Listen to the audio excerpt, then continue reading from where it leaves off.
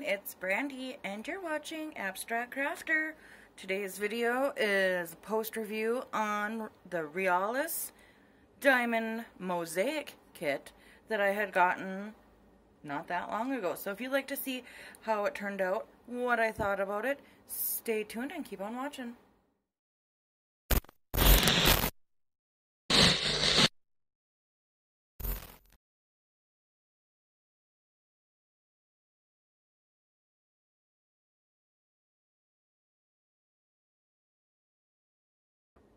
Hey guys, how is everyone doing? I went to work right away on this one from Riolis. One, because I was really intrigued by the company and the new product, and two, it was a good size, and three, I knew I could get it done quickly, and so I thought, why not? I'll talk a little bit about it, and then I kind of want to apologize because in doing a little bit of research for this and trying to figure out, where I could direct you guys to buy these, I was really lacking in figuring that part out. So I think I only found like 2 sites where you could actually buy the paintings in the US. As far as the other countries go, I'm not 100% sure. Now, every company that's listed on that master one, which I will link in the description again, they do sell the Riolis stuff, but not all of them have these diamond mosaic kits. And I even found the original cross-stitch patterns for some of these, so I thought, well, that would be kind of fun. So this is what it looks like. I feel like it turned out beautiful, and might as well, right off the bat, show you the little bit of sparkle that you get from this. As far as the image goes, I am impressed with the amount of detail that they were able to capture in a painting of this size. I really only have one con, but why don't we go down my list here, my little post-review checklist. So, I wasn't able to find pricing on this because it really varies. The one store that I found that had a lot of these kits was in like the $20 to $40 price range in the US. So there's that. This canvas is, let me see, I gotta go check and see what size this is. This one is 38 by 27, and I don't know that I actually measured this in the original one, so why don't we do that while we're speaking on it. So we got 38 and a half on this side, and I do believe that the measurements were like, 38.5 and 27.8 or something like that, which is, this is 27 and a half. So yeah, 38 and a half by 27 and a half, so well above what they claim. The symbols were incredibly easy to read, and if you don't remember from the unboxing, which I will link up in the eye, it had a very simple code, DMC, focus camera. It doesn't like to focus when there's shiny bits involved. Let's try that. So it's very simple, and instead of going in DMC order at starting at 157, 159, 160, 161, like that, it was in color order, so it went down the rainbow, and I love that. I love that so much because I tend to work in color blocks as it is when I'm doing paintings, so it was laid out exactly how I would have done the colors anyway, and I just appreciate that so much more. The symbols, like I said, were very simplistic, although I wish I would have taken a picture, hindsight being 2020 and all, but there were some spots where it was super hard to read the symbol on the canvas itself. So, like, for example, we'll say this corner here was completely clear, nice clear guidelines, not dark, but they were there. And then, say down in this corner, and this isn't exactly how it went, but this is just as an example. Say now this corner would have been very blurry, the lines would have been almost non-existent, the symbols were a little bit harder to read, and so there was splotches of that kind of thing all over the canvas. With a light pad, it probably would have been a little bit easier. I tend not to dig my light pad out too much because it messes with my eyes a lot, so when I don't have to, I try not to. though I kind of wish I would have in some instances. But nonetheless, I had a lot of fun working on it. Let's see. The glue itself was really good glue. It was sticky, yet if I got a bead kind of in the wrong spot, I was able to kind of move it without ruining the sticky underneath. And as a matter of fact, down in here, my blanket got caught on there as I was doing this painting while I was relaxing, and the sticky was almost completely gone. I picked off as much of the hair as I could, and it wasn't sticky to the touch like this anymore, but the beads adhered to it very nicely, so much so that I can't even tell where it was. And I tried scrubbing really hard with a toothbrush afterwards just to make sure that wouldn't come off. And then once this is framed, it's going to really not be a big issue. So when we're talking about the beads, as far as how much I have left over and how much garbage I have and stuff like that, let me take out my little thing here. Hopefully I didn't spill the garbage all over. And I did. 1 second, let me clean this up. Okay, back on track. This post-review has been anything but normal for me today, but so the scene looks a little different. I got rid of that. I wanted just to kind of bring this in because we always go over the garbage, because I think that helps speak to the quality of the beads. As you can see here, there's not that much left over, or garbage-wise. Let's focus on that.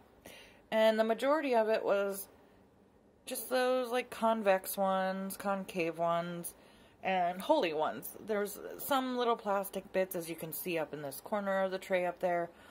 But for the most part, that's not very much garbage, you know, and every painting is going to have some. And I find that squares, you get more garbage than the rounds. I'm guessing because there's more resin than there is with rounds, so there's more opportunity for mistakes in that area. So, since we're on the topic of beads, I'll show you what I have for leftover, and then I'll talk about a couple of the issues that I had with this. So, that's just a plain bakey. So, most of them had about this amount left over, which, in my opinion, is really, really good. There wasn't any time where I thought, oh my gosh, I'm not going to have enough of the color. And we won't go through all of them. I'll just kind of spread them along here. So, as you can see, I took advantage of their stickers and put them on the baggies.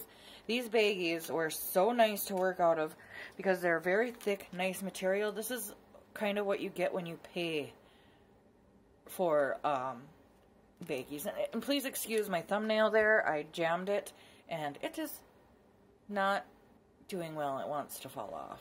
So yeah, they're really, really nice quality baggies. They didn't rip when I tried to take them, when I opened them up here. You know, that's how you can tell if the baggie's going to be really good or not. Most of the time you'll go to open them and they'll just split right open. I had no issues. It was actually really nice, and I'm still finding garbage because my tray spilled inside. They're really nice to work out of.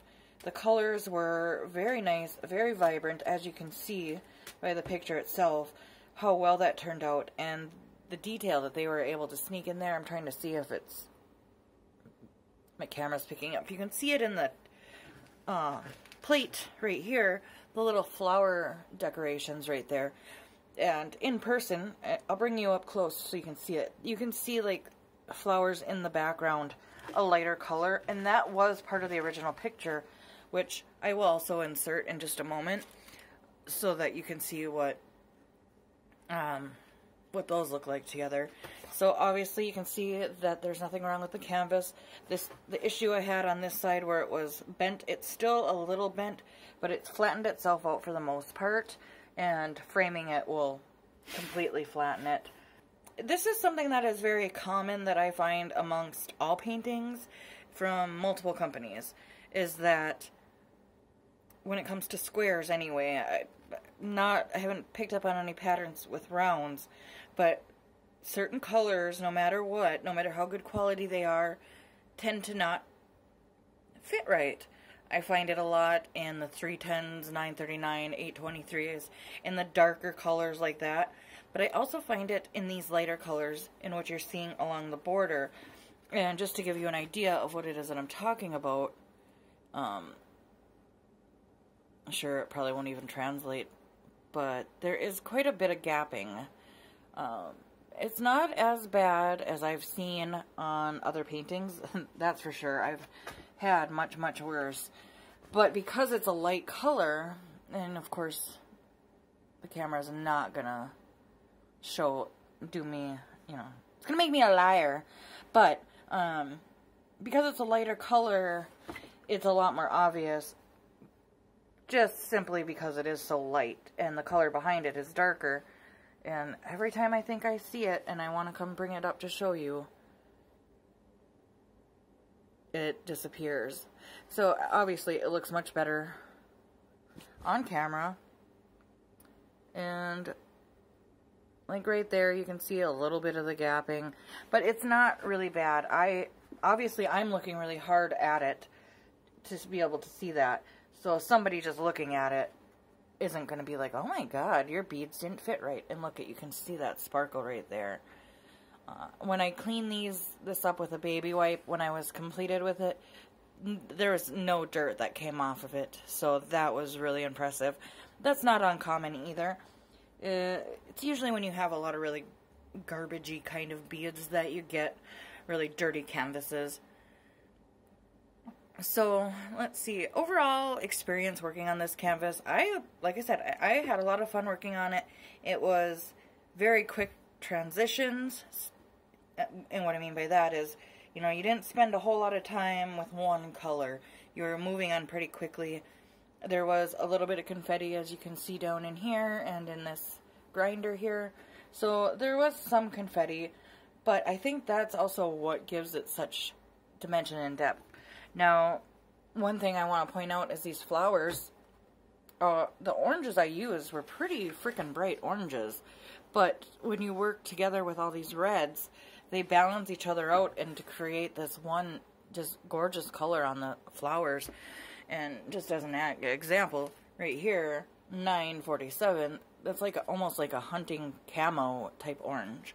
But it works so well in this painting, so yeah, I'm pretty impressed with this. I love the way that it turned out. I love everything about it. I wish I could help you guys to find this a little bit easier. I'm hoping that this is still so new that they're still working on rolling these out. Time will tell on that. I'm actually going to be going up to Hobby Lobby soon, and I know that this is supposedly sold in Hobby Lobby stores, so I'll be able to let you guys know that. I'll insert a little clip or something if I'm able to find them in the stores or find them a little bit easier than I have been online. So, with that, why don't we go into the scoring? There's not a whole lot more to say on this. It's pretty self-explanatory. I didn't have a lot of issues, so there's not going to be a whole lot to say about it. So when we're looking at the scoring here, in the 3 points for the overall look of the finished canvas, I'd say that it deserves its 3 points. Why don't, before we keep going on to this, why don't we insert a side-by-side here of this one and the picture that I was able to pull from the Riolis website in the original picture of this. So why don't I insert that right here?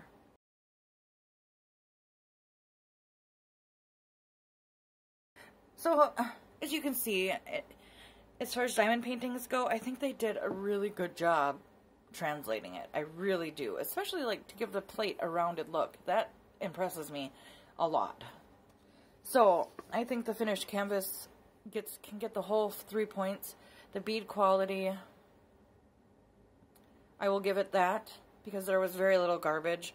And it wasn't like when I guess, to me, when I dump beads into a tray and start to work out with them, if I'm having to pick out tons of garbage before I can even move on, that to me is not a good sign. That to me is stressful, and there wasn't really any of that. There's maybe one color, one of these lighter colors in the background that seemed to have more garbage than others, but it was, you know, it wasn't a lot. It wasn't overwhelming, and it wasn't stressful. I've had some where I dump beads into a tray and more than half of them were garbage. So I've worked with really, really bad. And this was nowhere near bad at all. So the fun factor, I give it the full 2 points on that. The canvas condition, I'll give it the full point on that because it did do, you know, it was very flat. The little bit of curve that was here from the unboxing seemed to have went away pretty well. It's pretty flat. There was no pinches, no buckling. So we can keep the full points on the canvas condition. Communication, I'm skipping over Simple Clarity for a second, but for communication, that too will get the full point because she was just a wonderful lady to correspond with.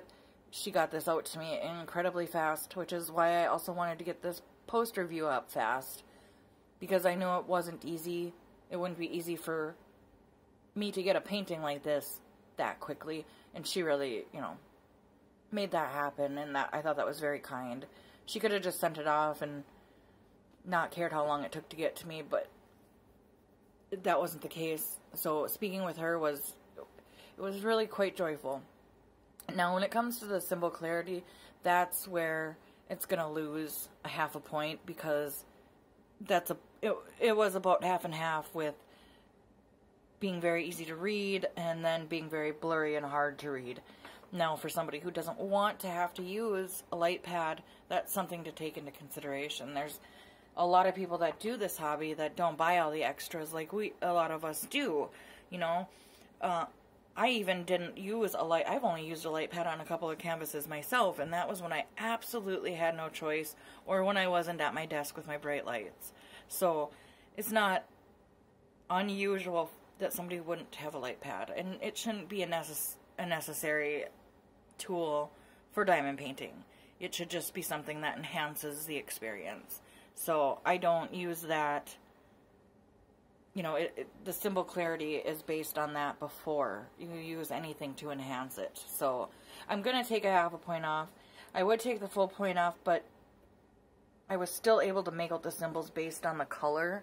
So, that is another important thing for people to remember when you're working on things like this, is that not only do you have to take the symbol into account, but you also have to look at the colors and making sure that they're different enough from each other. That will help you. And that really is what helped me get through the really blurry areas.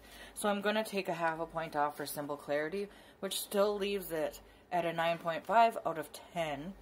The unboxing, if you remember, was a 10 out of 10. So the ultimate score is still a 9.75 out of 10. That's still, you know, very highly recommend. I would keep your eye out if you are having trouble getting these right now. Be patient. I'll keep watching with you, and we'll watch for these to roll out. I'm guessing that with the amount of reviews and stuff that I'm seeing lately on these, that it's going to be just a matter of time before they're all out. I'm hoping that maybe by sending these paintings out for reviews to different channels, that they're trying to test the market to see how much success they would have in it, which is a very smart move on any company's part. And that's just my hope. I don't have confirmation that that is what's happening. That's just what I am hoping is happening. And so, when I know more, you'll know more. I promise you that. So, with that, I'm going to let you go. This is a nice, quick for me, because, you know, I have a tendency to ramble. But, with that, I will let you go. Have an awesome day. Have fun diamond painting. Have fun crafting. Have fun doing whatever it is that makes you happy. I love you, friends, and I will see you in the next one. Bye!